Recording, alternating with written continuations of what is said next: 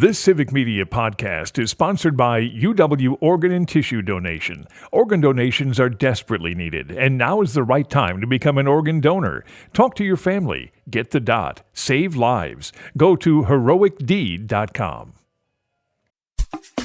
This is your WXCO Daily News Roundup for Bull Falls Radio, 98.9 FM and 1230 AM in Wausau. For WXCO News, I'm Brittany Merlot. The Donald Trump allies, involved in a scheme to overturn the 2020 election results in Wisconsin, could face decades behind bars. Savannah Tomey Olsen reports on the new developments in the fake elector case. The scheme involved Trump campaign staff and allies. Jim Trupus, a lawyer representing the Trump campaign in Wisconsin, Trump campaign advisor Kenneth Chesebro, and former White House aide Michael Roman. The State Department of Justice says they had 10 Republican electors sign fake documents saying Trump won Wisconsin when Biden had 20,000 more votes. Prosecutors say they planned to give this fake paperwork to Congress so Trump would get Wisconsin's 10 electoral votes. In July, the three were charged with one count each of felony forgery. Well, now the prosecutors have tacked on more charges, an additional count for each of the signatures on the fake document. That means Trupus, Chesebro, and Roman each now face 11 felony counts of forgery. Each of those counts could carry up to 6 years in prison and parole and up to $10,000 in fines. Tomorrow is their first day in court. And a man who allegedly faked his own death and went to Eastern Europe now faces a charge of obstructing an officer. Lisa Hale has more. 45-year-old Ryan Borgward appeared in court Wednesday afternoon where a judge entered a not guilty plea on his behalf. The criminal complaint said after faking his drowning death in Green Lake, Borgward took an e-bike to Madison where he hopped a bus to Canada and from there flew to Europe. Green Lake County is seeking $35,000 to $40,000 in restitution for wasting the county's time and resources in searching for him.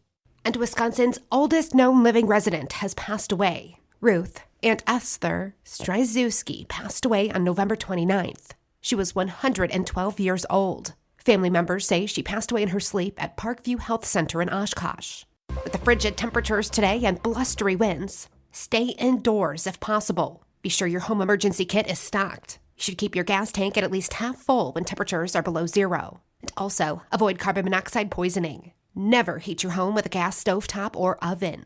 And check the batteries in your carbon monoxide detectors regularly. Make sure that your pets are safe as well. Be sure to limit their time outdoors. And if you must be outside in the sub-zero weather, be sure that you know the signs and symptoms of hypothermia. These include shivering, exhaustion, confusion, and slurred speech. Symptoms can look similar to intoxication. Call 911 if someone is exposed to cold temperatures and you see these signs. And if you're in need of a warming site, you can call United Way's 211 for locations. Here in Wausau, head to the Wausau Warming Center, the Good Shepherd Shelter. It's off of Grand Avenue in Wausau. You can call them at 715-849-3311. They're open from 7 p.m. to 9 p.m. for check-in and let you stay through 8 a.m. the next day.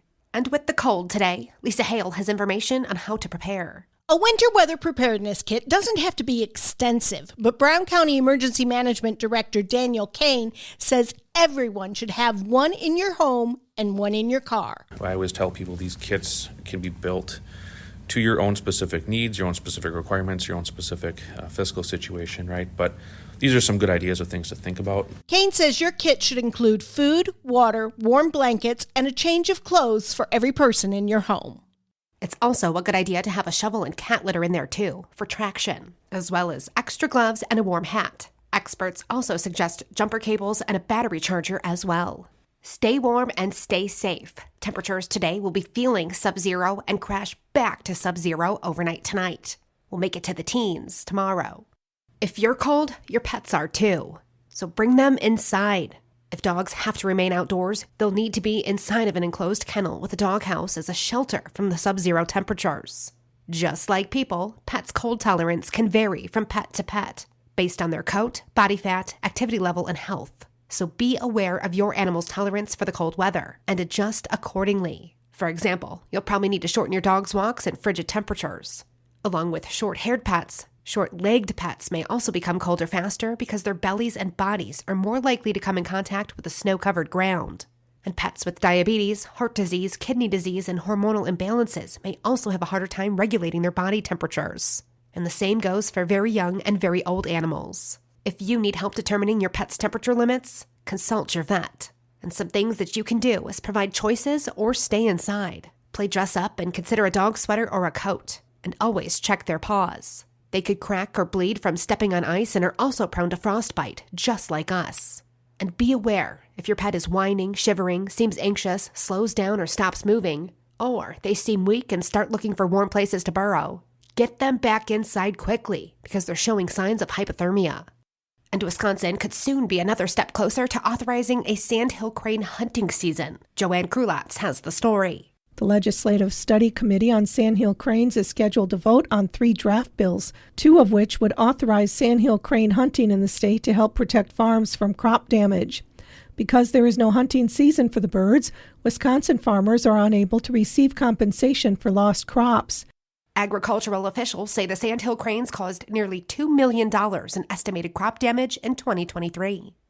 Puffy coats may keep your little ones warm, but they won't keep them safe in a car seat. So the car seat is supposed to keep your child in place so that they're not being jostled around during the car accident. But if the puffy coat is there, like I said, you can have some of that extra space in there, which could cause your child to slide around, which could lead to impact and whiplash that could be harmful to your child.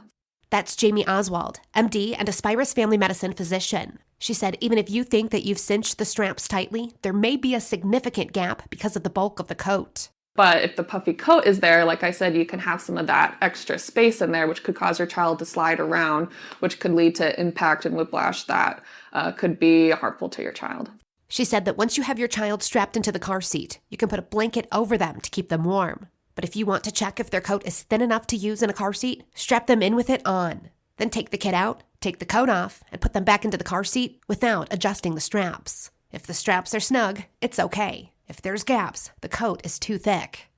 And today, remember to cover all exposed skin. Frostbite can happen in as little as 20 minutes in today's conditions. Frostbite symptoms can include pain, numbness, swelling, blisters, and skin discoloration. It's most common on your fingers, toes, nose, and ears. And frostbite may lead to permanent, irreversible tissue damage. A way to prevent it is to limit your time outdoors and warm your body up often if you're exposed to freezing temperatures. And if you believe that you have frostbite, go inside or seek shelter from the cold. Then, call your healthcare provider or visit the emergency room immediately to reduce your risk of tissue damage. Frostbite symptoms appear in 3 stages that include feeling cold, sore, and painful, which is frost nip. Then, pins and needles, which is surface frostbite. And the last, numbness, indicates a deep frostbite. I'm Brittany Merlot for WXCO.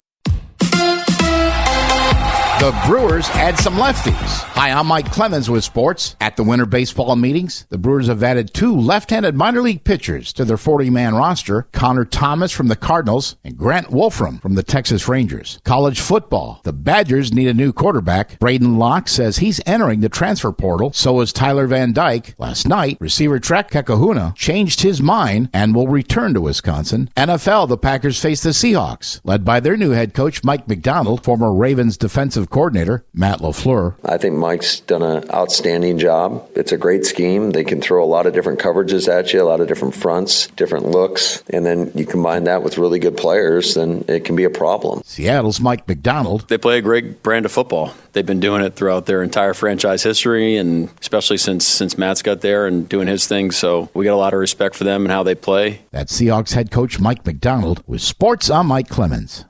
On your entertainment beat, I'm Pete Schwaba. If you decide to watch a movie in between Christmas shopping sprees, here are some options opening this weekend in your local theaters.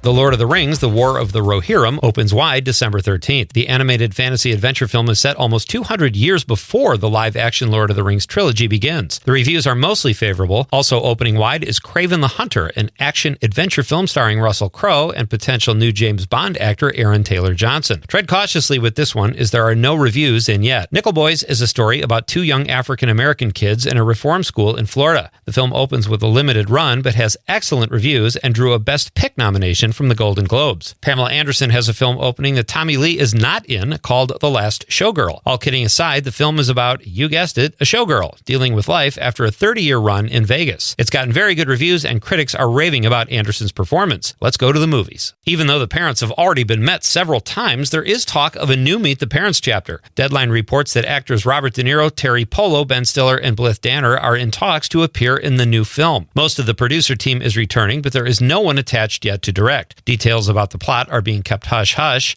What on earth could this possibly be about? I'm guessing family-related discomfort. We are learning a lot about Jamie Foxx thanks to his new comedy special on Netflix. In addition to addressing his stroke a couple years ago and the 20-day coma that followed, Foxx used the platform to announce that he is done dating white women, adding humorously that he will no longer eat potato salad and raisins. Before you judge him, if you are, I'm done dating white women too, mostly because I'm married to a white woman who loves potato salad. I don't get it either, Jamie. You might think Americans don't work as hard as they used to, but that is not true at all when it comes to TV watching. Tube viewing was up 5% overall for the month of November, but that does not include Thanksgiving, which would have driven the numbers up even higher. According to Nielsen, the reason for the increased viewing was the election, World Series, and the Mike Tyson-Jake Paul snooze fest. A Nielsen pie graph shows broadcast networks with 23.7% of viewers. Streaming services accounted for 41.5%, which is up 1% from the previous month. Cable accounted for 25% of TV watching. In the category of other on the graph, it showed 9.7%. I'm guessing those are people who just leave the TV on and stare at the Roku home screen indecisively. Speaking of streaming, Netflix really hit a home run last month with the Tyson-Paul fight, even though it left viewers watching mostly a rotating buffering ball. Netflix's The Lincoln Lawyer was the most viewed streamer for the month with 3.9 billion views. Well done, couch potatoes. For more showbiz fun, tune in to Nightlight with me, Pete Schwaba, weeknights from 6 to 8 p.m. on the Civic Media Radio Network. It is cold out there this morning, and it's going to be cold all day, but it will not be as windy. Mostly sunny, high of 5 above this afternoon, the wind west at 5 to 15. Tonight, clear, 9 below. Tomorrow, sunshine, 17 with light snow tomorrow night into Saturday. I'm meteorologist Sean Cable. Outside now, it's 9 below. That's your WXCO Daily News Roundup from Civic Media. Subscribe to this podcast on Spotify, Apple, or wherever you find your podcasts. Find more news at bullfallsradio.com. The national news cycle never stops, but it can be hard to find news about your local community. Civic Media is dedicated to providing quality local and state news coverage across Wisconsin. With the Civic Media app, you can get notifications about local stories that matter to you and your community. Find the free Civic Media app in your phone's app store and choose notifications from the menu to tell us what kind of news you want to hear about.